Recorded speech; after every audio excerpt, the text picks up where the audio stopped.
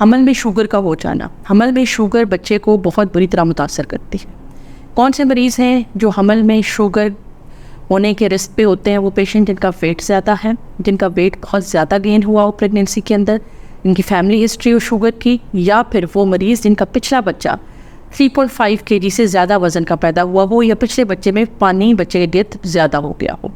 वो अफराद जिनका बच्चे के पेट में फौत हो चुका हो पहले और उस वक्त शुगर चेक नहीं की गई थी।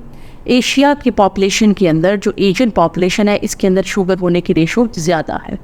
अगर आपका PCOS का प्रॉब्लम चलता रहा है और आपने अब PCOS के बाद कंसीव किया है, तो ऐसे पेशेंट के अंदर भी जेस्टेशनल डायबिटीज़ होने का या हमल के अंदर शुगर होने का रिस्क बहुत ज़्यादा है। अगर आपके पहले हमल की उम्र 30 साल से ऊपर है और ख़ास करके 35 साल से ऊपर है, तो आपके अंदर डायबिटिक होने का रिस्क बहुत ज़्यादा है। ऐसे पेशेंट को हम हर दफ़ा 26 वीक के ऊपर अपनी OGTT यानी शुगर पिला के शुगर को चैलेंज दे के उसके बाद शुगर चेक करते हैं, ताकि पता चले कि बॉडी हाई शुगर जब आप खाते हैं तो किस तरह से रिस्पॉन्ड करती है, और इस तरह से आप प्रेगनेंसी में शुगर की कॉम्प्लिकेशन से बच